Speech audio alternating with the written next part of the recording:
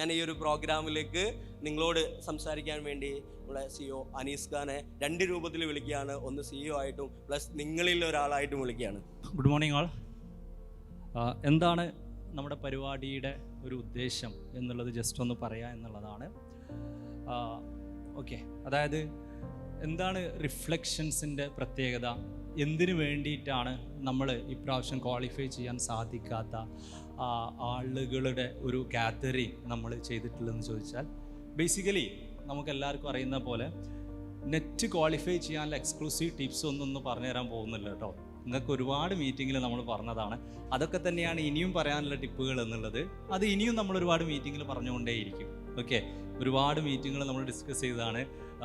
ഇതിങ്ങനെ പഠിക്കണം, അതിങ്ങനെ പഠിക്കണം, അത്തരത്തിലുള്ള ഒരു കാര്യം ഇവിടെ ഇല്ല. Exclusive tips four qualifying net ഒന്നുമില്ല.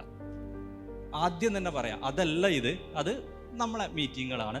മറിച്ച് എന്തിനാന്ന് ചോദിച്ചാൽ, നമ്മുടെയൊക്കെ ലൈഫിൽ പല സിറ്റുവേഷനുകളിൽ നമ്മൾ പ്രതീക്ഷിക്കാത്ത ഒരുപാട് സെറ്റ് ബാക്സ് ഉണ്ടാവും. നമ്മളെപ്പോഴും പറയാറുണ്ട്, we will be having a lot of unexpected pages in life എന്ന് പറയുന്ന പോലെ. ഈ സെറ്റ് ബാക്സിൽ നിന്ന് പവർഫുള്ളായിട്ട് ആരാണ് തിരിച്ചു വരേണ്ടതെന്ന് ചോദിച്ചാൽ തീർച്ചയായിട്ടും നമ്മൾ തന്നെയാണ് തിരിച്ചു വരേണ്ടത്. ഓക്കെ, അവിടെയാണ് ഒരു ഗ്യാതറിങ്ങിൻ്റെ ഇമ്പോർട്ടൻസ് എന്ന് പറയുന്നത്. എന്ന് പറഞ്ഞാൽ ഇവിടെ പ്രസംഗങ്ങളൊന്നുമില്ല കേട്ടോ, ആദ്യം പറയാം.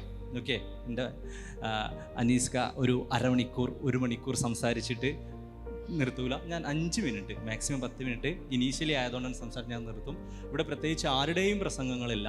എല്ലാവരും നമ്മുടെ ടേക്സ് പറയുക, ഇൻസൈറ്റ്സുകൾ പറയുക എന്നുള്ളതാണ്. കഴിഞ്ഞ പ്രാവശ്യം റിഫ്ലക്ഷനിലൊക്കെ വന്ന് ഇപ്രാവശ്യം അതിൽ നിന്ന് എനർജി കിട്ടി ക്വാളിഫൈ ചെയ്ത 1-2 ആളുകളൊക്കെ നിങ്ങളോട് ചെറുതായിട്ട് സംസാരിക്കും.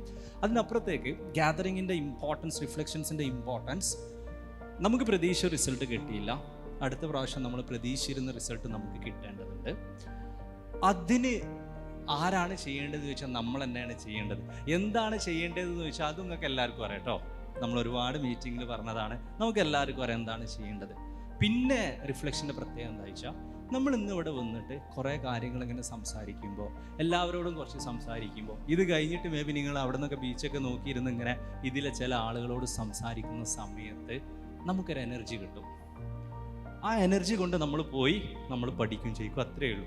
ആ ഒരു സംസാരത്തിൽ നിന്ന് നമുക്ക് കിട്ടുന്ന എനർജി, അവർ പറഞ്ഞു തരുന്ന എന്തോ ടിപ്പോ ഒന്നുമല്ല, അങ്ങനത്തെ ഒരാളും ഇവിടെ അല്ല. ബട്ട് നമുക്ക് തന്നെ ഈ ഒരു സിറ്റുവേഷനിൽ നിന്ന് മുന്നോട്ട് പോകാനുള്ള എനർജി കിട്ടാൻ ആവശ്യമായിട്ടുള്ള വെറുതെ ഉള്ള കുറച്ച് സംസാരങ്ങളാണ് റിഫ്ലക്ഷനെ കൊണ്ട് ഉദ്ദേശിക്കുന്നത്. അതിനപ്പുറത്തേക്ക് ഒരു സ്ട്രക്ചേർഡ് മീറ്റിങ്ങോ അടുത്ത സംസാരമോ ഇനി പരാജയങ്ങളെക്കുറിച്ച് സംസാരിക്കാൻ അടുത്ത ആളെന്നോ മുന്നോട്ടുള്ള ജീവിതപാത ആണോ, അങ്ങനത്തെ ഒരു പരിപാടി ഇവിടെ അല്ല.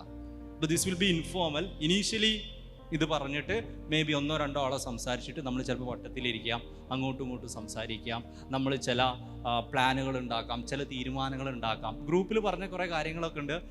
ഇൻഡിവിജ്വലായിട്ട് നിങ്ങൾക്ക് മെൻറ്റേഴ്സിന് കിട്ടും, അതൊക്കെ കിട്ടും. അതൊന്നും കൊടുക്കൂല, അതൊക്കെ ലിസ്റ്റ് ചെയ്തിട്ട് വരും. It's A different thing.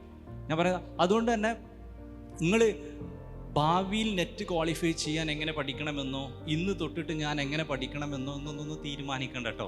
നമ്മൾ കുറേ തീരുമാനിച്ചതാണ്.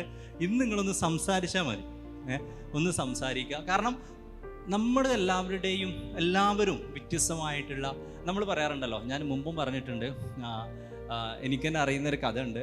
അതാ എൻ്റെ ഒരു പ്രിയപ്പെട്ടവരുമായി ബന്ധപ്പെട്ട കഥയാണ്. എൻ്റെ ക്ലാസ്സിലെ ഒരു കുട്ടി, അല്ലെങ്കിൽ എനിക്ക് പരിചയമുള്ള ഒരാൾ അപ്രതീക്ഷിതമായിട്ട് ഒരു കേസിൽ മരിച്ചു.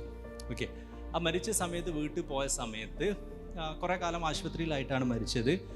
അമ്മ ഭയങ്കര സങ്കടത്തിലാണ്. ആ സങ്കടത്തിലായ സമയത്ത് എനിക്ക് പരിചയമുള്ള ഒരാൾ ആ കുട്ടീൻ്റെ അമ്മയോട് പറഞ്ഞു, ഒന്നുമില്ലെങ്കിൽ നിങ്ങളെ മോളെ നിങ്ങൾക്ക് കുറേ ദിവസം നോക്കാനുള്ള സമയം കിട്ടിയിട്ടില്ലേ.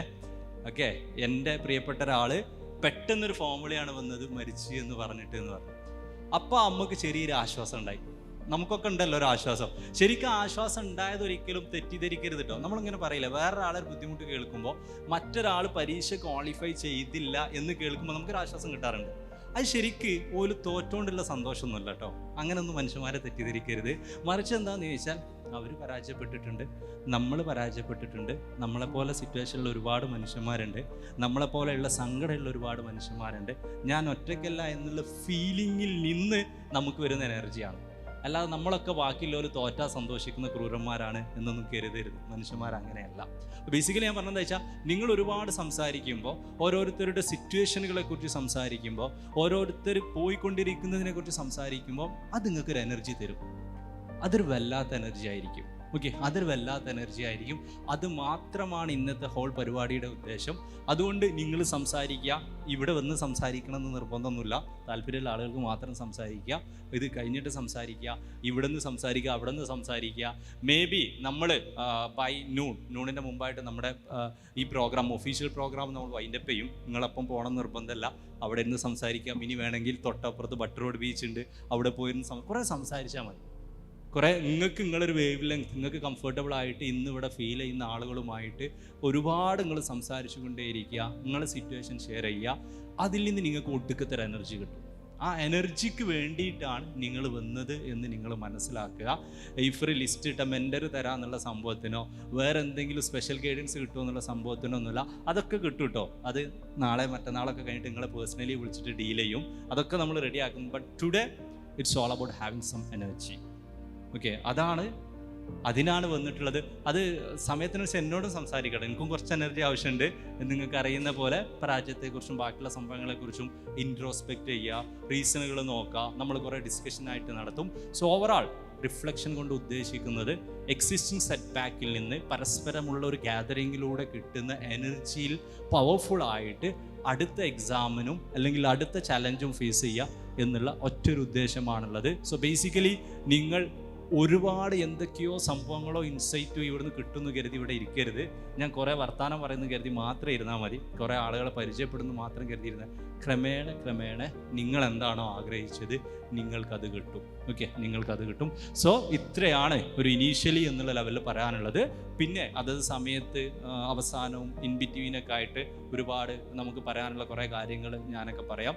So for the time being ഇത്രയാണ് പറയാനുള്ളത്. ആ ഒരു ഇൻസൈറ്റോട് കൂടി നിങ്ങൾ ഇരിക്കുക. Let's get that energy.